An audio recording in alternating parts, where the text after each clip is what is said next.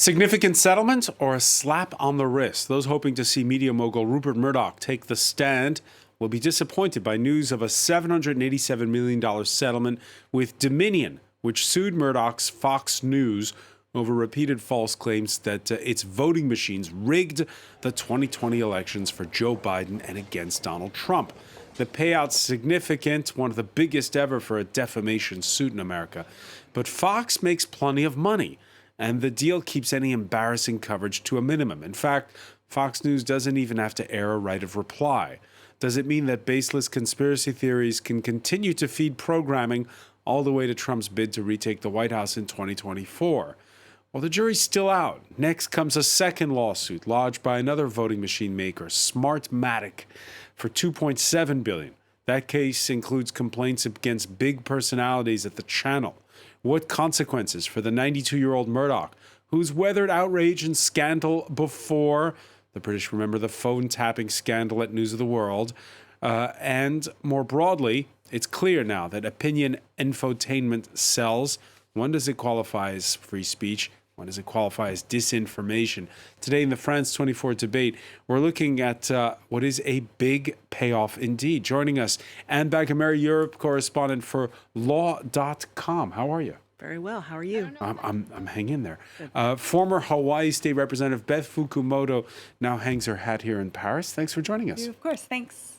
From Washington, political strategist Douglas Hay, former communications director for the Republican National Committee. Welcome back to the show. I'd rather be in Paris with you guys, but thank you so much. You're welcome anytime. We hope to be joined soon from New York by journalist Kyle Spencer, author of Raising Them Right, the untold story of America's ultra-conservative youth movement and its plot for power. The France 24 debate, you can join the conversation you have on Facebook and Twitter, hashtag F24debate. $787.5 million. Still, it's less than the $1.6 billion that Dominion demanded, and it means that the story goes quiet, at least for now. Oliver Farry explains. A lengthy libel trial averted, but only because of one of the biggest settlements in US history.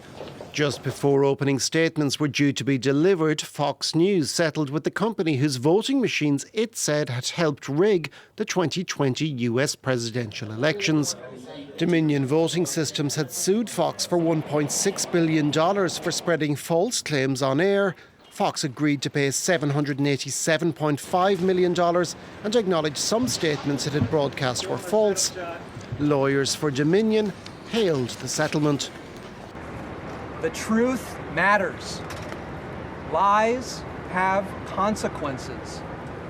Over 2 years ago, a torrent of lies swept Dominion and election officials across America into an alternative universe of conspiracy theories, causing grievous harm to Dominion and the country. By settling, Fox avoided a lengthy trial which would likely have seen its boss, Rupert Murdoch, and several high-profile presenters take the stand. Dominion had uncovered text messages between Fox staff that it said proved the channel had willfully lied about the election. Fox and Dominion have reached an historic settlement. Fox has admitted to telling lies about Dominion that caused enormous damage to my company, our employees, and the customers that we serve. Nothing can ever make up for that. The settlement reportedly spares Fox from making on-air admissions that it lied to viewers about the 2020 election. The current lawsuit is only the beginning of its legal woes related to the election claims. Another tech company, Smartmatic, is suing Fox for $2.7 billion in another defamation case, while Fox also faces legal action from its own shareholders. Yeah, we'll talk about those other cases in a moment. Let me begin with you, Anne Baghameri. Did you feel like it was always going to go to a settlement? These cases tend to go to settlement. I guess the question that a lot of lawyers we talked to had was, why didn't it settle literally on the courthouse steps? Why did they wait until the jury had been seated and the questioning of the potential jurors had started. That was actually kind of a late moment for this case to settle. But yeah, there was always the sense that, especially after some of these damaging findings came out in pretrial filings about what Fox News anchors said to each other and what Rupert Murdoch chimed in about acknowledging that these stories they were reporting were based on lies and that they knew it and that they kept doing it. So that was probably the straw that broke the camel's back. This was going to settle at some point. The question was when. They say that defamation cases in the U.S. Are very hard to prove. What you're describing there made this an outlier, an open and shut case? Absolutely. What libel lawyers who've taken cases like this in Delaware and also to the Supreme Court have said over and over is the amount of damaging evidence that came out during discovery to prove actual malice. This is the difficult part in defamation cases.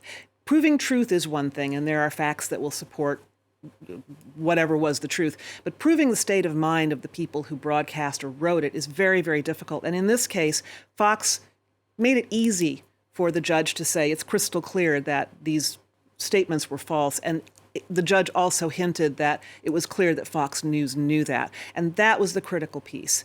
In fact, a lot of lawyers have said the facts were not on Fox's side. All of the exchanges that came out in discovery showed that Fox did act with malice. The only question left was the damages. And that really sets it apart from most defamation cases where the big question in the courtroom is how do you prove what the state of mind of the writer, the publisher, was. In this case, it wouldn't have been tough, even in front of juries, which are notoriously difficult to predict. Yeah, central are revelations by a fired producer whose email and text exchanges show how ratings mattered more than telling the truth after the 2020 elections. Her name is Abby Grossberg. She told NBC this week that she's got more evidence on a phone that's sure to perk the interest of Smartmatic, another company that sells electronic voting technology. Smartmatic's complaint claims Fox knowingly aired more than 100 false statements. Its provocative opening brief begins with the line, "The earth is round, 2 + 2 = 4. Joe Biden and Kamala Harris won the 2020 election." Douglas Hay, is it just a case of taking out the checkbook a second time for Rupert Murdoch? Well, I think we have to see what other evidence there is on this and whether or not that is sustainable. Obviously, a lot of people thought that this might really go to trial, especially once the jury was being seated. And as we heard these revelations, or we read these revelations, various text messages, it looked to be a very difficult case for Fox. Now that it's not gone to trial, it wasn't a difficult case for Fox. Obviously, they could afford this, and they didn't have to admit really any wrongdoing. They acknowledged in their statement, they acknowledged what the judge said. They didn't agree with what the judge said. They certainly didn't agree with what Dominion had said. And so we see a path forward for Fox where potentially there could be another settlement. But we still don't know what evidence the prosecution will have and how much more of that there is. And what's the mood where you are today on the day after? Is this a big talking point, or has the news cycle moved on? Well, it was yesterday. And in fact, I was in the Fox News Bureau for a little bit. It came up briefly, and they covered it a little bit. Their stories were pretty short on it. They weren't obviously going to go into details about what was in the settlement or admissions or non-admissions as it was. But now Washington's moved on. We've got the debt ceiling that we've got to deal with. And if we go to another trial, it will surely be a top topic again. But there's so much going on in Washington, it's really hard to focus on any story for more than a day or two unless it's truly ongoing. Well, here's how Fox News very briefly covered the lawsuit settlement. See if you can hear in this clip an admission of guilt on the part of the news outlet. Fox has agreed to pay $787 million to settle Dominion's defamation lawsuit. That coming officially from the Wall Street Journal. The settlement then avoids a trial on allegations Fox hosts and guests amplified claims around the voting technology behind the 2020 election. It is a done deal. It is a settlement, and it, for at least Fox, appears to be over. There might be other litigation to come, but from the Wall Street Journal, this particular issue had been settled at the very day they were going to trial. That'll do it here. The 5 is now. All right, so Move on to the next segment. We're talking about the top-rated news channel in the United States, Beth Fukumoto. Yeah. If it doesn't cover what we're discussing now, then does it happen? Has it happened? I mean, I think we know for a large part of the American population, no, it hasn't. That's the problem. It's the problem with Fox News. It's been the ongoing problem with Fox News, is that they don't cover everything, right? So we even with the election coverage, the problem was that Fox News put something out that was completely different than we were hearing everywhere else. It was completely opposite to the truth. And for that reason, a large portion of the American population didn't believe that the election was truly won by Joe Biden. And that's highly problematic. What's your reaction to this $787 million settlement? I'm disappointed that it was settled. I think it would have been great to actually have the trial, to have Rupert Murdoch need to testify, to make hosts sort of answer for the text messages that we saw. And I'm a big believer in press freedom, but I do believe that they need to be speaking the truth, or at least what they believe is the truth. And I think more of that should have come out. More of that should have come out, you say. Let's just do the math for a second about this $787 million. Let's see, $787 million paid. Right now, what's demanded in that second lawsuit is $2.7 billion. But if you look at what Rupert Murdoch has in the bank, let's see. Net income, $1.23 billion. Cash reserves, $4 billion. The Murdoch family fortune, $17.6 billion. At the end of the day, even if it had gone to trial, would it have made any difference whatsoever, do you think? No, I mean, it's a small portion of their income in a year. I mean, that's clear. I don't know if it would have made a difference money-wise, but it would have made a difference, I think, if Fox News had to admit guilt on air. I think it would have changed the conversation, and it would have maybe stopped them from doing it next election again, which hopefully at least some of this will prevent. Kyle Spencer is 700, and Kyle Spencer, welcome. Thank you for joining us. I know we had technical issues there. I'm glad that they're fixed. Thank you for being with us from New York City. Is $787 million enough to get a television station to put facts before ratings? Well, I think that the $700 billion is obviously, as you just noted, a small portion of the vast amount of wealth that this family has. However, it is a deterrent. It is definitely a deterrent. Nobody wants to pay, no matter how much money they have, $700 million, or $700 million rather. So I think it will be a deterrent. I think that the more important than it being a deterrent to Fox is that it will be a deterrent to the rest of the right-wing lying media. That you do have to pay if you blatantly lie. That this is not something you can do for free. That you will get headaches if you do this. And I think it would have been better if we had seen a trial. It would have been a lot of fun to watch Rupert Murdoch on the stand having to answer to democracy. But I think what we saw was that justice did happen. People settle out of court. This was harm done to that organization, to that company, and that company got what it wanted, was a settlement. And it wasn't that much less than what they had actually asked for in the beginning. And finally, I'll say that when some of the stuff that was coming out of after the settlement was clearly the company was able to say that there was no gag order. The company was able to say that Murdoch had lied, that Fox had lied. Obviously, Fox had a slightly different version of what happened, but they too were not able to. They too spoke out about it and had to, and that's really important. Yeah, I'm back in Murray on this point. Lawsuits as a way of enforcing broadcasting norms. In this country, we have a broadcasting oversight board. I know in the U.S. it's called the FCC. Right. Here it's called l'ARCOM. Right. And they're the ones who are supposed to police when you spread disinformation. Yeah, there are a number of layers of policing here in Europe, and there's one that's just been enacted called the Digital Services Act, which is supposed to set up rules for moderating content online. But I think what's most important to note in the Fox Dominion case and why it wouldn't have happened in France is that, well, first of all, in litigation of this kind, we're all talking about the money. We're all talking about the numbers. And it was about the money.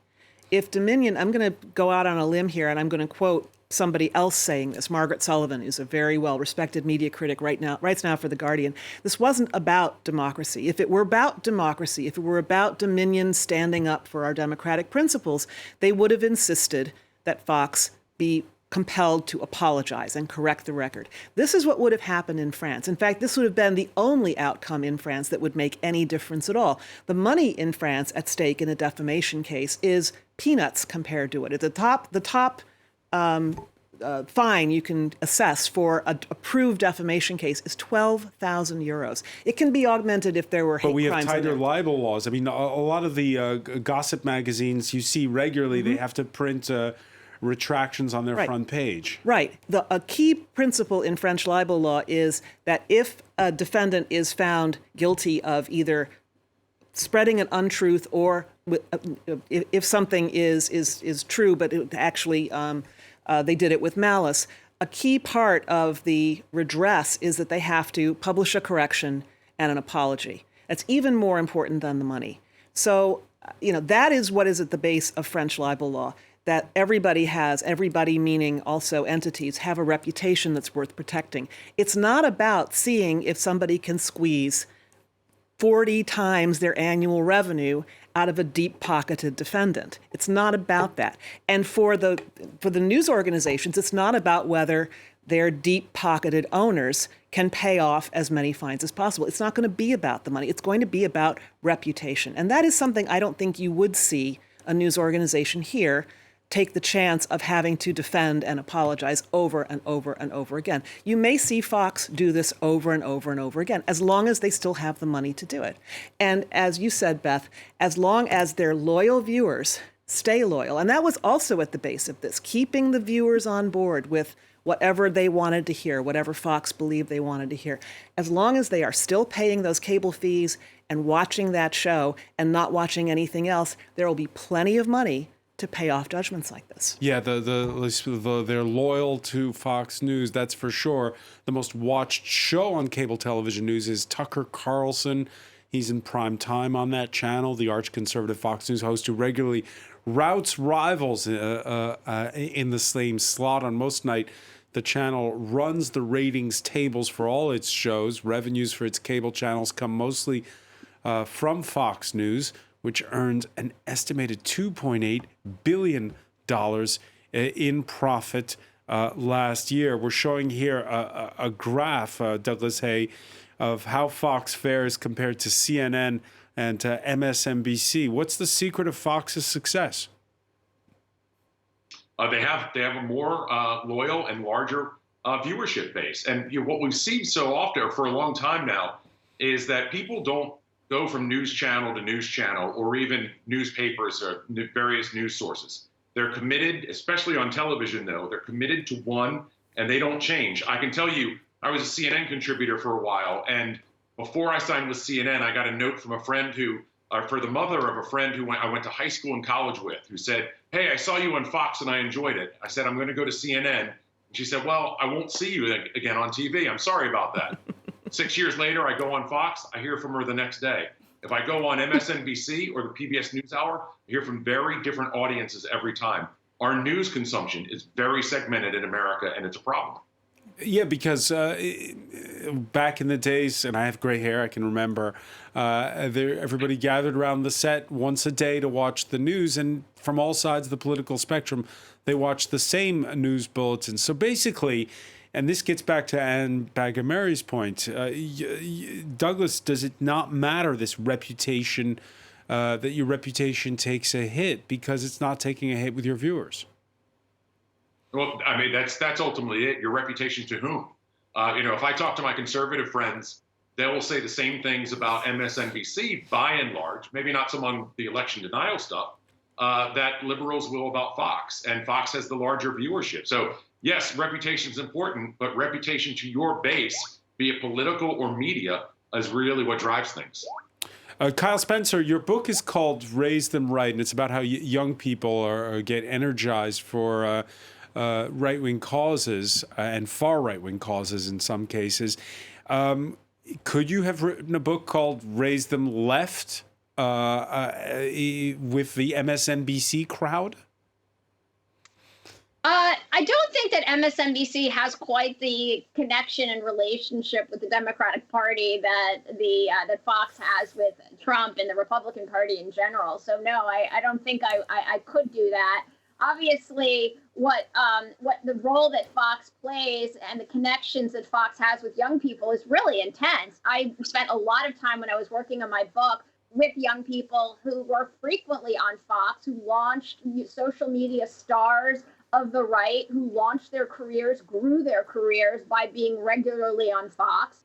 Right-wing organizations, youth organizations train young people to be on Fox. There is actually a training studio, broadcasting studio in a training academy outside of DC in the Leadership Institute, where young people go to literally learn how to be on Fox News and be interviewed. So that is a tight relationship. We don't, as much as Elon Musk wants to say that left-leaning media is part of the federal government, it's just not the case. It's not the case that these more progressive or more left-leaning media organizations are an arm of the Democratic Party. We have this. Can I say I've been to that Leadership Institute studio? And sure, they want to get people on Fox, and they want to get them on MSNBC and on CNN. They're training young people to go on television. I've been trained there myself. Where you go then is a separate issue, but they want them represented all over the spectrum. They want conservative voices everywhere. Obviously they want them everywhere, but you don't hear Charlie Kirk on MSNBC very often. That's just a reality. At this point, as you pointed out. I bet he doesn't get a lot of invitations either. But that's my point. I don't think that MSNBC wants to hear from Charlie Kirk, and I think that's probably a good thing. I think it's a good thing. I don't think no one at MSNBC does not want to hear from Candace Owens or any of these other right-wing stars who have inflammatory, often violent speech that they spout out with little connection to reality. So, but what they do is they hire two people from the Biden administration, Jen Psaki and Simone Sanders. Both have good shows, new shows. They're good friends of mine, both of them. But that's part of that mill as well. As you talk about revolving doors, that exists there as well. I don't think that a revolving door is the same thing as basically being a media arm of the Republican Party or a media arm in the Trump era when Trump was popular with Fox News. That's a different thing. If you're hiring the most prominent people from that administration, you're probably going to be less tough on that administration. All right, let me bring in Ann Bagamari on this.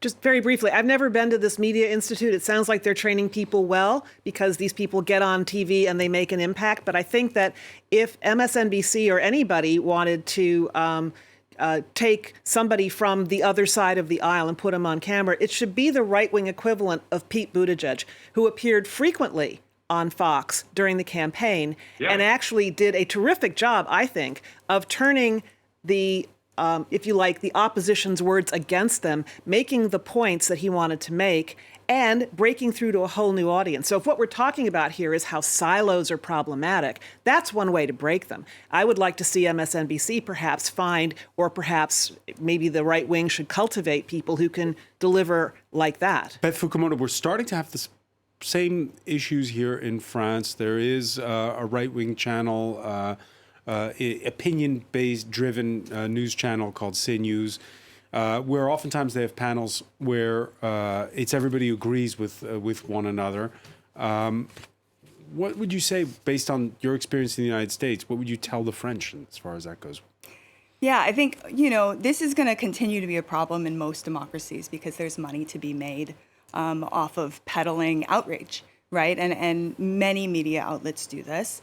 And on the right, the problem that we're having in the United States is that Fox News specifically, this is different than MSNBC and others, specifically is telling lies that they know are lies. And it's entertainment journalism. These are actors. We know they don't even believe it. And so what I would tell the French is to really pay attention to which personalities are coming on television, who their audience are, and political parties in particular need to do their absolute best to get to those voters and make sure those voters are getting correct information and breaking through the noise. When there was the tabloid scandals in the UK with Rupert Murdoch, there was this idea that, the phone tapping scandal shocked Britain. But always with the tabloids, be they from the left or the right, there is this sense that it is what was just described there, a bit of entertainment most of the time when you read them. Is it the same, though, in the United States? Entertainment in the newspaper business or the news organization business? I'm not so sure it's true in the newspaper business, and that shows my age too, because it's all online now. There are quality publications that don't go in for this, and then there are lots of publications that do. I think it's impossible to tar. I mean, there is no such thing as the media. It is all so very large and fragmented. Having said that, I think tabloid culture in Britain has no equivalent anywhere else. Even at Fox, it has no equivalent. The tabloid culture in Britain is all about money, and it's all about just floating something out there. And, I come from Detroit, and I remember the days when the auto companies would rather pay off the suits from faulty products than fix the products. It's very similar to that in the tabloid journalism world. They would rather pay the defamation suits than actually hire people to make sure that their copy is well vetted. They may sell fewer copies as a result, because if you can't be outraged by it or titillated by it, maybe you aren't going to buy it. So again, follow the money in these cases. Yeah, the interesting point here, Douglas Hay, is that the man at the top, Australian-born media mogul Rupert Murdoch, he is a pure media player, as they say in the business, and what Anne Bagger-Mary is describing has very much been his sights. I don't know him personally. I don't know his ideology, but what is for sure is that he's a businessman first, and he's certainly not a journalist. What are the thoughts as far as the Rupert Murdoch model as seen in the United States today? Well, I think what we've seen is more and more, and this becomes more true every day, the news business is a business. And so every day we see the ratings for every show. And how did Tucker do against Rachel? And how did Chris Hayes do against Aaron Burnett? And so forth and so forth. And it never ends. Obviously, Fox has been at the top of that on most of those shows. But anytime any show beats Fox, we hear all about it. They are about ratings first and foremost. And we can obviously get into what happened with the Dominion trial, what may go on with the next trial, or the Dominion settlement, I should say. But the news business is a business first. It's a business first. However, there could be more trouble ahead. Investors at Fox looking to see the records for evidence that directors and executives were derelict by allowing the network to air false claims. The Reuters news agency reporting this week that shareholders could use these as well as evidence presented in other lawsuits to build a case for the leaders of Fox to be held personally liable for costs from two defamation cases. And that means that basically management would pay and not the shareholders. Douglas Hay, at that point, if that lawsuit does happen, is that the point where Fox suddenly thinks maybe we need to rethink what we allow on when it comes to our narrative about the 2020 elections? In any publicly traded company in the United States, when the shareholders are angry, a company reacts to that. And one of the first things that we heard after we heard the big number of the settlement was, where was the Fox price at for stock? And the price hadn't gone down. And that was being reported somewhat cynically that, this doesn't affect Fox, it hasn't affected their stock price. That also may be accurate as far as the business model of this continues. Kyle Spencer, you agree? Yeah, I think that there is that Fox is disincentivized at this point to continue to claim things that are blatantly untrue. Again, though, I think this really isn't about Fox. It's about the media at large in the United States and how much the media has to adhere to truth and whether the media will be punished if it knowingly harms a person's reputation. And that was what the issue was here. Was this malicious? Was this an effort to harm Dominion, and was it negligent? Did the folks at Fox know that the things that they claimed Dominion were doing, or who Dominion was, was false? This is such an important case for us because we in this country are balancing all the time free speech, freedom of the press, which is fundamental to our understanding of our country, and harmful speech and the spreading and diffusing of lies, which is so easy to do now with internet culture.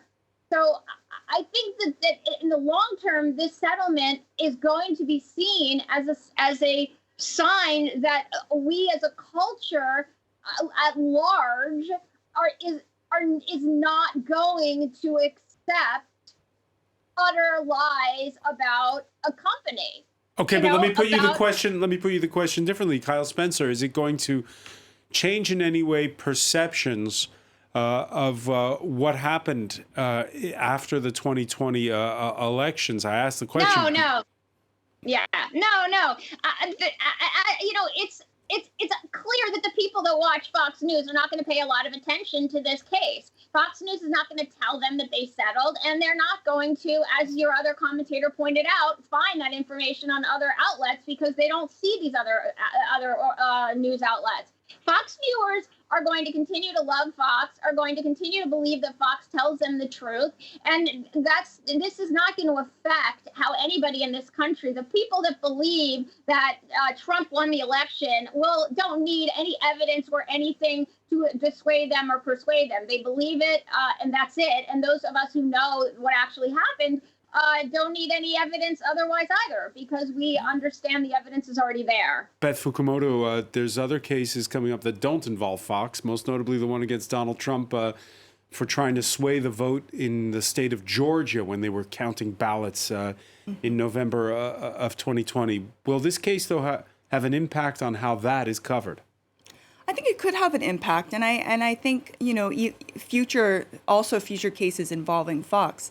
To the extent that we can get sort of an admission of guilt anywhere, even with Donald Trump, I do think that's going to make a difference, even if voters that would otherwise be voting for Trump then get frustrated with him for admitting it. I do think anything that we can get that is going to prove, make a counter argument that will break through is going to be helpful. And so as many lawsuits as necessary, as many cases as necessary, the more that there are, the more likely they are to get to voters. Really, it can't be the opposite, that people see, there's another court case and another court case, and then they just kind of lose interest? I kind of thought there was going to be Trump fatigue also, but that never seemed to happen. So I do think it's possible. Yeah. I'm Becca Murray. Well, to quote Margaret Sullivan again, I'm a fangirl of hers. The political culture in America seems to defy gravity. I mean, Donald Trump survived 2 impeachment attempts. After he was indicted, his fundraising just poured in the door. So it's really hard to draw the kind of fine lines we used to, the direct lines we used to between, say, a judgment like this and undermining the reputation of a news organization. The amount of money Fox has to cough up, which even though they have it, is still quite a bit, versus, well, is this going to make them think twice about doing it again? I think the calculus is very different. I will say this, to the extent that you have some accountability, even if it's just that a judge or lawyers have managed to negotiate a large settlement for wrongdoing, which Fox sort of admitted by saying it accepted the judge's rulings.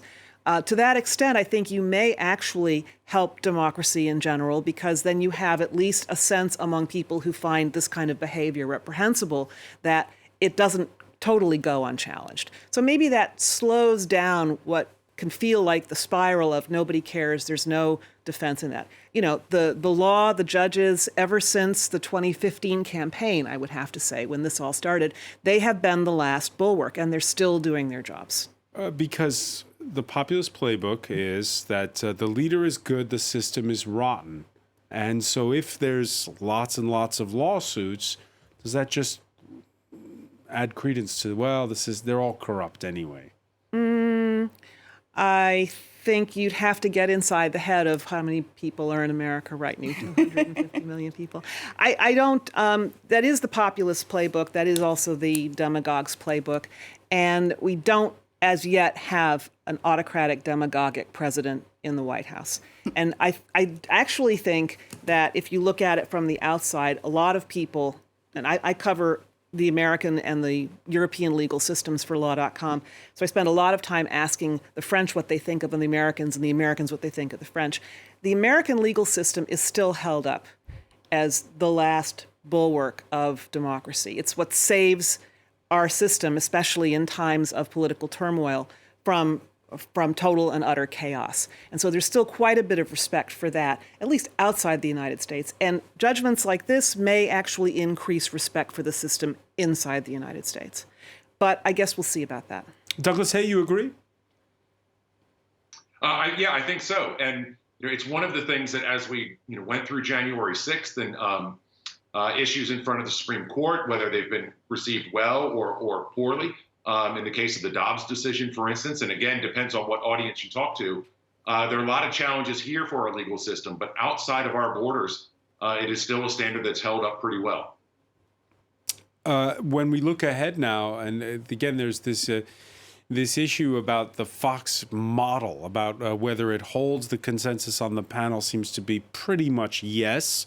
Britain now has GB News. France, as we said earlier, has its own opinion-driven news channel. CNews, owned by Vincent Bolloré. He's a shipping magnate who's branched out into advertising and media. Although there's a big difference, Anne Bagamuri, which is, again, this idea that these, first of all, we mentioned earlier, regulation is different in Europe, but also these moguls are not quite the same. Even if they do have, in some cases, an ideological bend, they don't come from newspapers. They don't come from media. Yeah, it's true that Rupert Murdoch may not have been, you may not qualify him as a journalist, but he has a true love for the press. Which is ironic to say, but I mean, to him, this is a very romantic, exciting kind of business to be in. He didn't make his money in shipping or pulp and paper, as Vincent Bolloré did. He didn't make his money in logistics, as Jeff Bezos did before he bought into the Washington Post. These other billionaires who are investing tons of money in their media outlets, they have other agendas. And they're probably different, each one of them, but their background is not in... It's a vanity project in some cases? It may be a vanity project, or it might be a political softening of the ground for other goals that they want to achieve. That's certainly been said of Bolloré. And in fact, he's even said it himself. I intend to increase my investment in the media. I have reasons for doing that. So we'll see how that plays out. But as in the case of Bezos, I'm not entirely sure how he would fit on that spectrum. But I don't think that any of them has quite the same love and romance for maybe the old days of journalism that animates Rupert Murdoch. Kyle Spencer, how do you like your media moguls? Do you like them as pure media players, or can they be sort of benevolent overlords as described by Anne Bagamuri? Well, I come from a newspaper background, and in the United States, newspapers have traditionally a long history of newspapers being owned by wealthy families. And the idea was traditionally that this was a kind of civic duty, that these folks had a civic obligation to expand the freedom of the press, that an informed public was important in a democracy.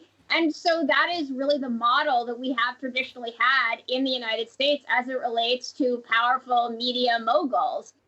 Nowadays, you're seeing more and more of these Rupert Murdoch,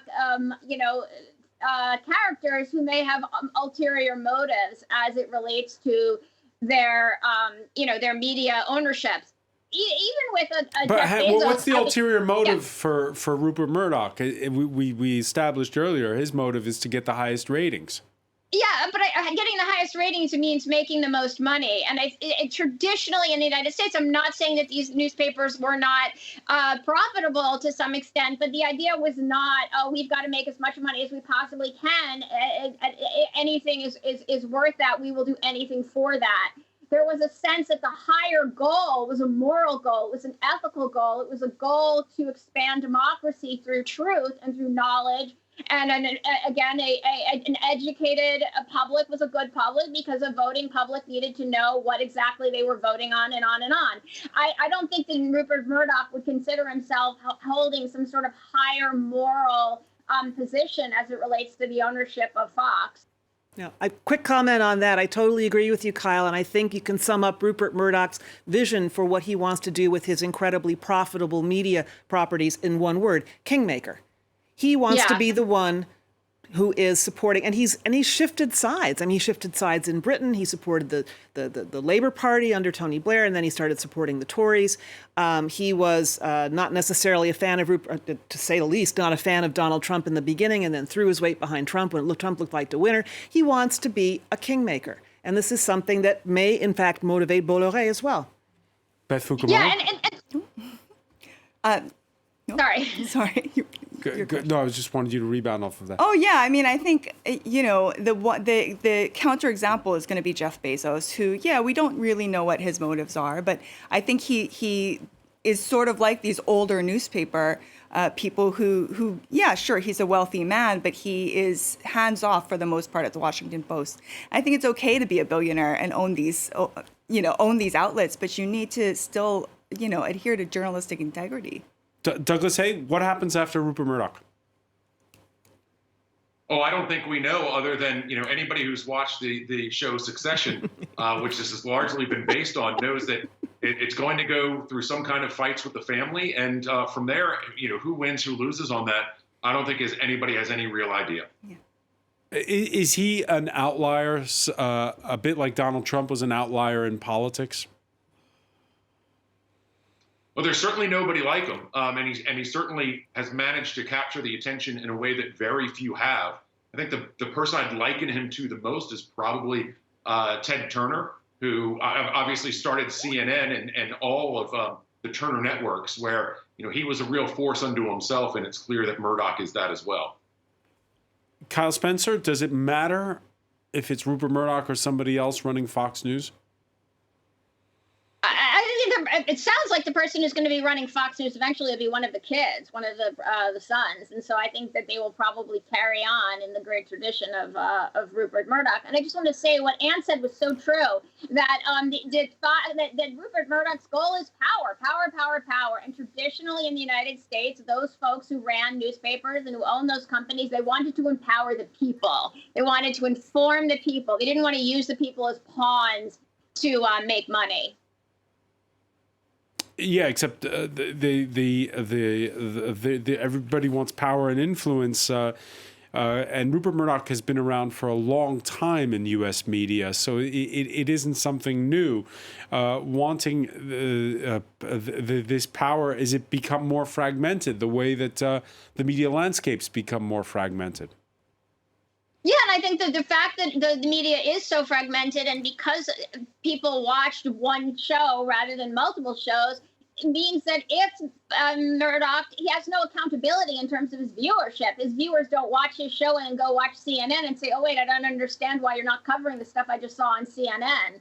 That fragmentation has been very, very, very helpful to a person like Murdoch, who can basically not adhere to any truth or any standards of reality in his news telling.